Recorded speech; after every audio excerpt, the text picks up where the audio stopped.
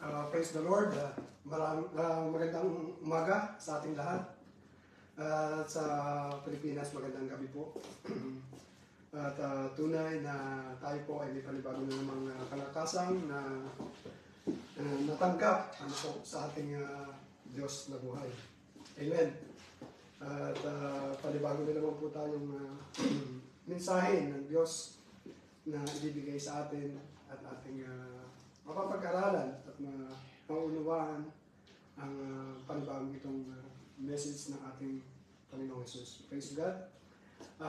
Welcome po sa Fundamental Truth of Jesus Christ Worldwide Ministry, the Netherlands. At meron po tayong tayong gawain sa Pilipinas, doon po sa Dasmariñas, Cavite. At ito po pinangunahan ni Pastora Ariana, praise the Lord. Mariana, praise God. Hallelujah. At dito po naman po sa Fundamental Truth of Jesus Christ Worldwide Ministry in Netherlands.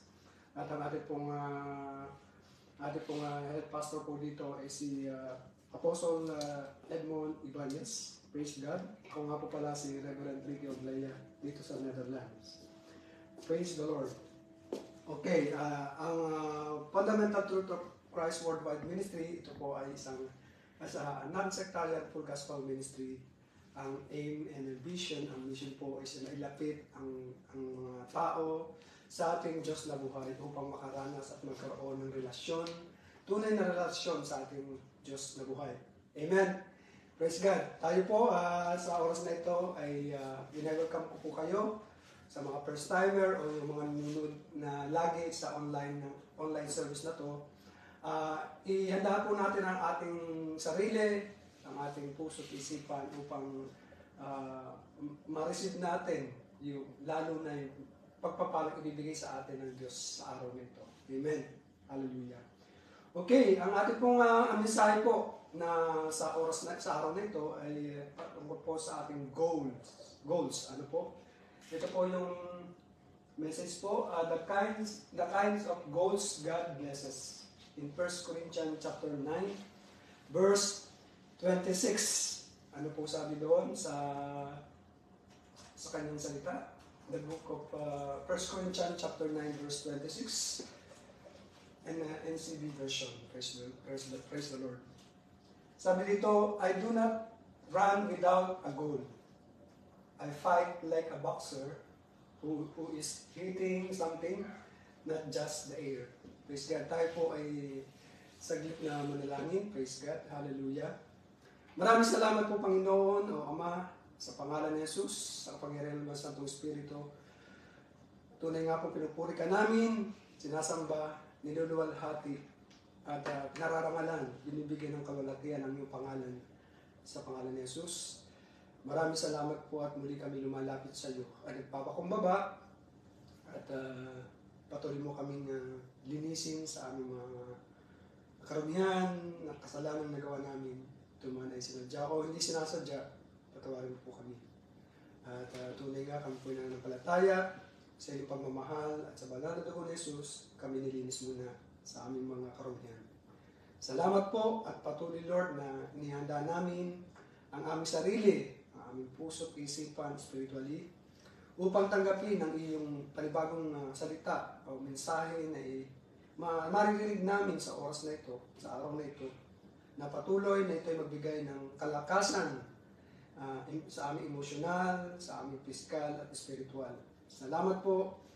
Banal na Santong Espiritu, ikaw mag-guide sa amin dahil ikaw ang dakilang magtuturo sa amin upang ipaunawa ang lahat ng mensaheng ito, ang iyong salita patungkol sa buhay ng bawat isa sa amin at makilala ka namin tunay na ikaw ang Diyos na kumikilos at hindi nagbabago noon ngayon at magpakailanman. Maraming salamat po. Continue to be with us hanggang matapos ang service na ito, Panginoon, sa pangalan ni Jesus we pray. Amen. Amen. Praise God. Ang ating pong mensahe po, katulad ng ulitin ko po, the kinds of goals God blesses. Ano ba yung goal natin? Meron tayong mga goal na ginawa noon or ngayon pa lang, meron na tayong mga plano, ano ba yung mga goal na katulad ng natapos na tayo sa ating pag-aaral o natapos na sa ating mga bagay na meron tayong isang goal kasi sa aking experience po, meron pong sa aking trabaho, ako po ay binigyan ako ng parang sa appraisal or talent review ang tawag nila doon. Na nandun yung tanong nila, ano ba yung goal mo? Ano ba yung goal ngayon na magiging yung bang realistic, yung mangyayari, para meron kang gagawin doon o tatahakin o meron kang pattern para o guidelines na para gamitin yon upang mangyari ito hanggang sa katulad ng sa taong ito. Hindi po ba? Marami tayong mga pinagpe-pray or mga may planong na sinulat natin sa ating mga agenda. Siyempre kailangan doon kasama natin ang Diyos. Amen. Praise God. Kaya po sabi dito sa 1 Corinthians chapter 9 verse 26, I do not run without a goal. Siguro may nangyari na sa buhay ng sumulat na ito, sa buhay niya. The same thing with us also. Na meron tayong goal na naisip lang natin, hindi natin naplanuhang mabuti. Siyempre, mas mabuti na kasama natin si Lord. Okay? Kaya sabi ko, I do not run without a goal. I fight like a boxer who is hitting something. Not just the air. Yung may goal tayo na parang papetek-petek lang, ganyan lang yan. Hindi basta mangyayari at mangyayari. Pero, hindi natin ginagawa. Okay? Kaya, without goals, we cannot expect to be any different this year than we were last year. The default in our life will always be more of the same. Okay. Kaya nga, kailangan talaga na meron tayong, lalo na sa ngayong kahit matatapos na ang January ulit, ang bilis ng panahon talaga. Kailangan tayo magkaroon tayo, iset natin yung goal natin, yung goals natin sa ating buhay. Maging sa ministry ng Diyos, kung ano ba yung gagawin natin para magamit tayo at maging productive tayo sa goal na to at makamit natin yung bang mangyayari o nang mangyayari sa ating buhay. Amen. Long-term goals keep us moving toward our purpose and keep us from being discouraged by short-term setbacks. Amen. Kaya meron dito na namin long-term at saka short-term. Okay. Mas maganda na tayo po ay sa mga, habang yung goal natin, siyempre marami tayong mararanasan sa buhay natin. Meron diyang mga pagsubok, siyempre. Hindi may iwasan yan. Pero, lalo natin pagtingin yung goals natin, lalo tayo maging malakas tayo, lalo na sa ating buhay spiritual. Siyempre, kailangan natin, bilang isang mananampalataya ng Diyos, nandun yung ating pag-aaral at pagsasaliksik ng Kanyang salita. Dahil dito tayo palalakasin, dahil dito sa salita niya, dito tayo, lalo tayong magiging matatag at magiging ma-encourage tayo na anuman mangyari, dahil nandyan ang kasagutan ng Diyos, nandyan ang salita niya, na mangungusap sa atin upang tayo maging matibay bilang isang mananampalataya ng Panginoon. Hindi tayo yung bang, ang tawag dito, hindi tayo yung mawawala ng pag-asa, hindi tayo yung magse-setback, hindi tayo yung ayoko na, yung give up na, hindi po ganun. Kaya, we deal with that every day, but those setback won't slow we down. If our focus is something, we are trying to achieve down the road. Kaya pag tayo focus po sa mga bagay na yon na talagang siyempre, araw-araw makaka-encounter po tayo ng mga bagay na hindi natin inaasahan. Amen. Pero pag tayo po ay laging kasama natin at sinasamahan tayo ng Diyos na alam natin na tayo po ay hindi tayo bibiguin. Hindi tayo manlulumo, hindi tayo matatalo because katulad nga sinabi ng last week, God's always win. Pag laging kasama natin ang Diyos sa buhay natin, hindi tayo matatalo. Amen.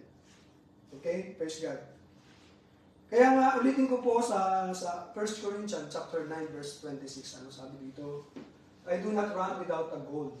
I fight like a boxer who is hitting something not just in the air. Yung hindi ka sumusuntok sa air, sa hangin. Kasi wala din yung pinupuntirya mo eh. Wala yung pinupuntirya natin, yung goal natin para ma-achieve natin yun. Amen. Siyempre alam natin sa mga boxer, siyempre nasubukan natin, pag sumuntok ka sa hangin, wala kang matatamaan doon. Amen. The same thing sa ating buhay, na kung walang goal, without action, without faith talaga, walang mangyayari. Amen. Kaya, ayaw natin talaga na we don't want to spend the next year hitting the air.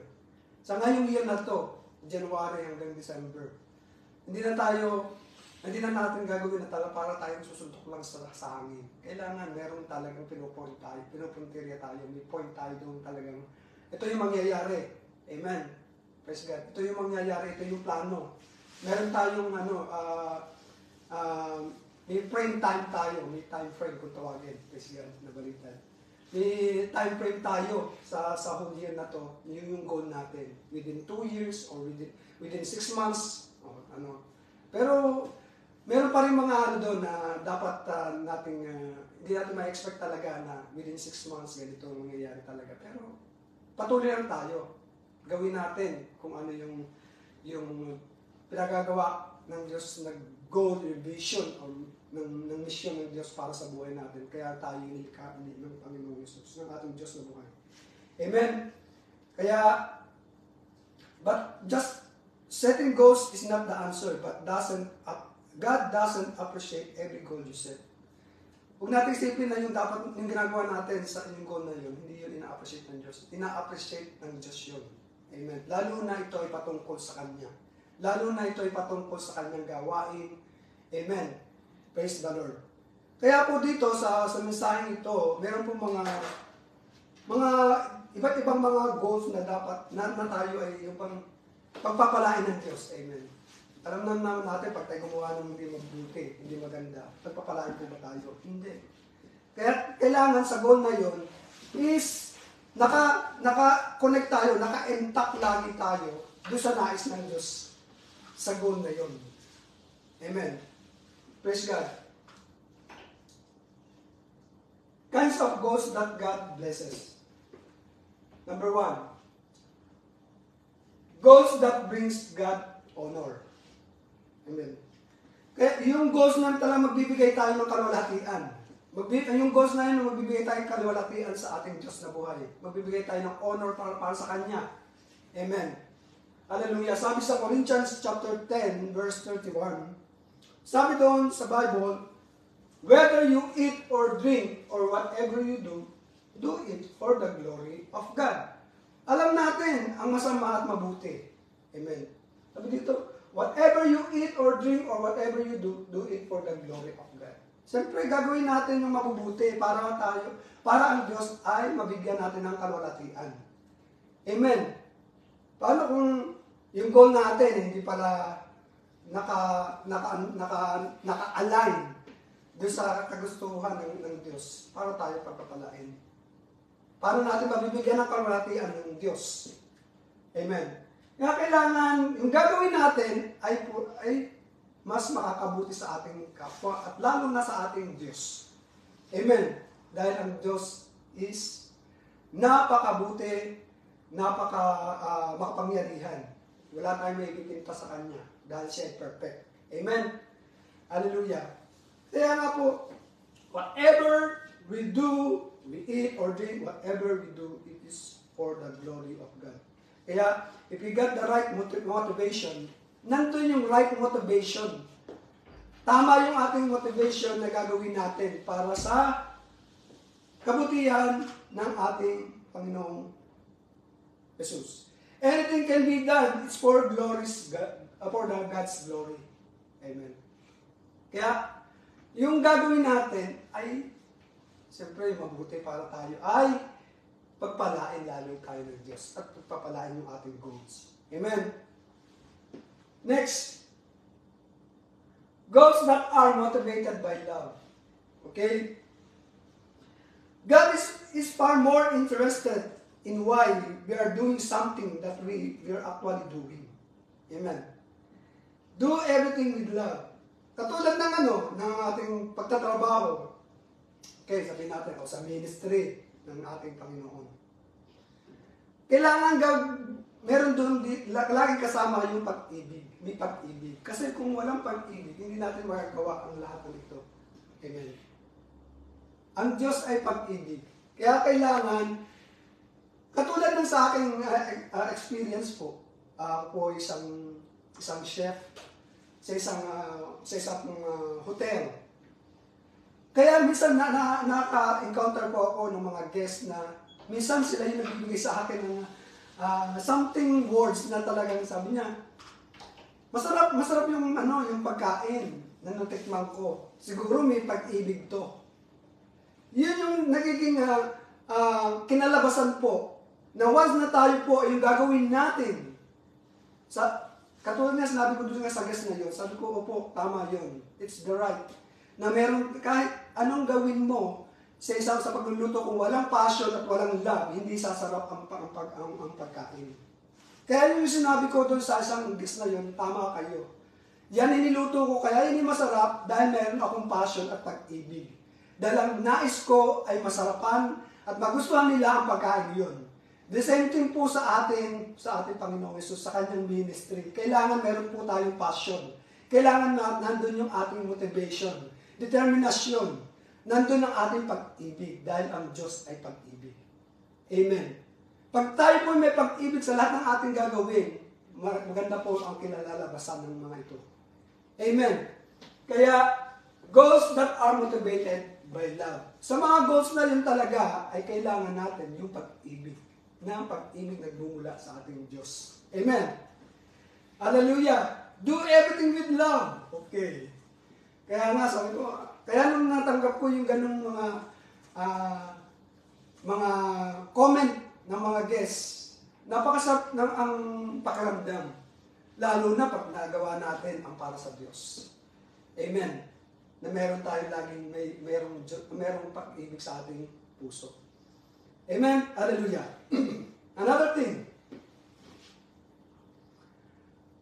Praise the Lord. Goals that fulfill one of God's purpose for your life. Okay. Dito, yung goals that fulfill one of God's purpose for your life. Ano ba yung sinasabing God's purpose of our life? Ano ba yung, kaya nga tayo nilikha ng Diyos, ano ba yung purpose? Why we are created by God. Ano ba yun?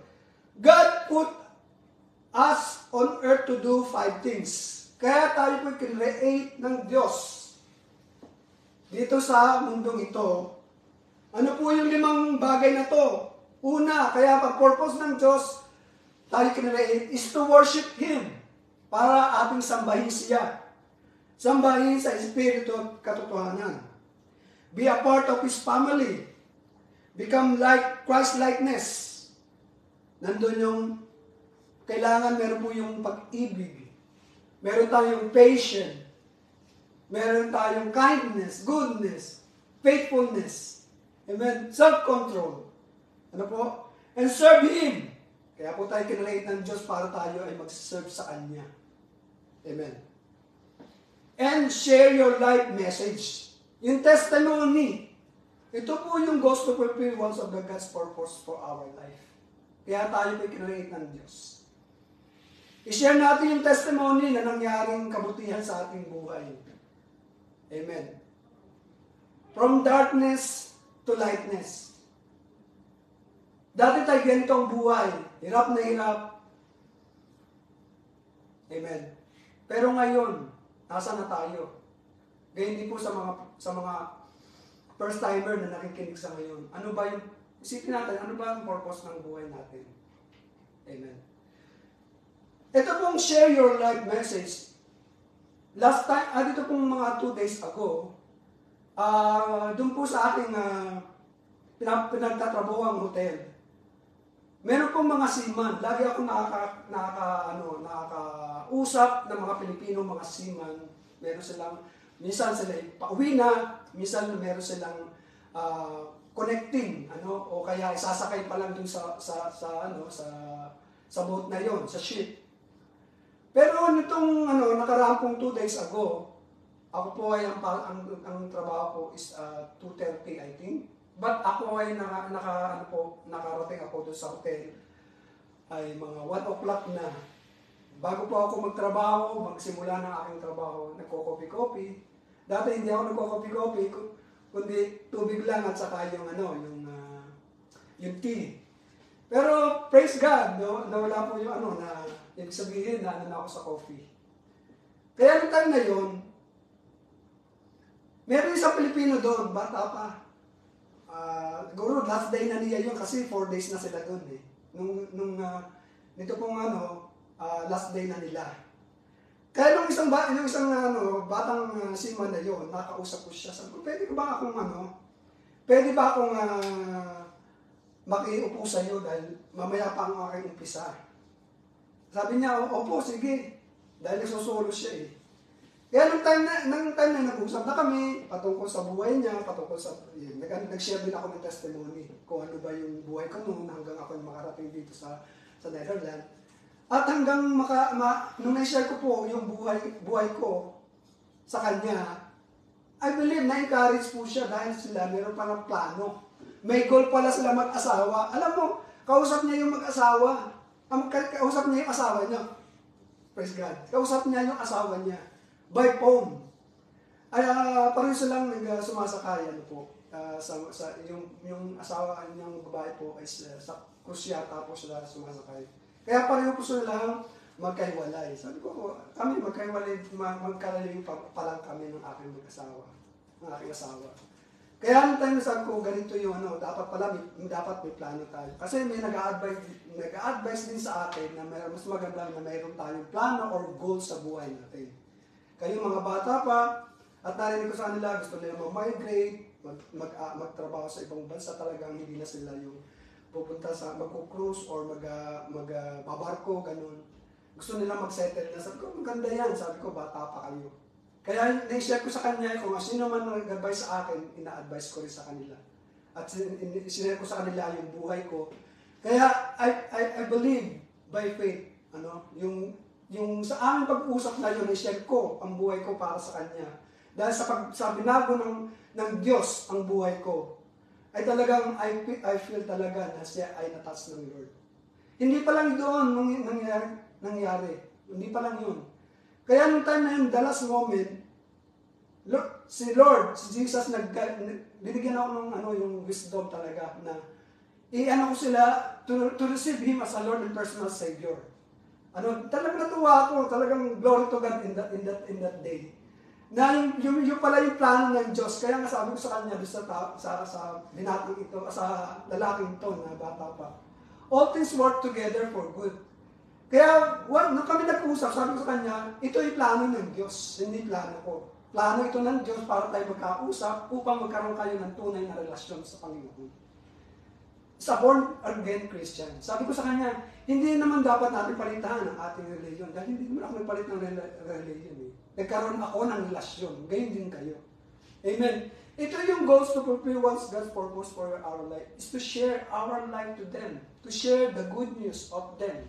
Kaya ano nangyari sa kanila? Hindi lang siya kundi sumabay ang kanyang asawa sa panalangin to accept the Lord Jesus Christ in their life. Kaya nagkaroon po sila ng relasyon din sa ating Panginoong Jesus. Amen? Ito yung goals na talagang mapulfill. Hindi lang yung goals natin pang sarili, kundi yung goals na ibibigay sa atin ng Diyos to share our life, our testimony for them. Na magkaroon sila ng tunay na relasyon to save them. To save them. Amen. Sa pamamagitan ng iyong buhay. At ang Diyos ang kasama natin. Kaya sabi ko sa kanila, pinag-pray ko sila at kung ano man yung plano nila at yung goal nila, mangyayari dahil sasamahan kayo ng Diyos. Amen. Another thing, in Hebrews chapter 11 verse 6, sabi ko kanina, without faith, it is impossible to please God. Amen. We must, our goal must be big enough that they require God's help to fulfill. Kaya kailangan sasamahan natin ito ng panalangin at mayroong pananampalataya sa ating Diyos na buhay. Amen. Siyempre, nagbabasa tayo ng kanyang salita, kailangan yun. Yun din, in-advise ko sa kanila. Ang ina-advise ko sa iyo, sabi ko sa kanya, magbasa kayo ng salita ng Diyos, ng Bible. Nandyan ang katotohanan, nandyan ang daan, is the way, the truth, and the life. Amen. Sabi ko sa kanya. No one comes to the Father except through me, through Jesus. Yun yung sinare ko doon sa Batang Siman, doon sa Ibis Hotel po. Diyan po ako nagtatrabaho. Amen. Hallelujah. Kaya po, sasamahan natin yung kung ano man yung sinulat natin ng goals. Meron po tayong gagawin doon panalangin, meron tayong gagawin pag-aaral ng salita ng Diyos upang yung goals na yun, dahil yun ang pagpapalain ng Diyos. Yan ang nais ng Diyos at gusto ng Diyos sa atin. Amen.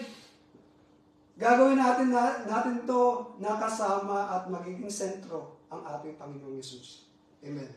Kaya, without faith, it is impossible to please God. Amen. And, lastly, ayan, goals that are achieved by God's power. Kaya kung tandaan natin, we will not stick to our goals without God's power. We won't get healthy on your own. We won't improve our marriage in our own. The goals that will matter in life can only be achieved with God's power, not our own. Amen. Kaya nga, wala tayong may pagmamalaki sa ating Diyos. Lahat na meron tayong na-achieve sa buhay natin, it is through the power of our God. It is the power of the Holy Spirit. Amen. Kaya hindi natin may pagmamalaki na nagawa ko ito dahil sa aking sarili. No, binigyan ka ng kapangyarihan, binigyan tayo ng kapangyarihan ng ating Diyos na buhay upang magawa natin ito. Amen. Kaya lahat na meron po tayo na na-achieve natin sa buhay natin, kailangan nandoon yung pagpapasalamat natin, yung humbleness natin before God.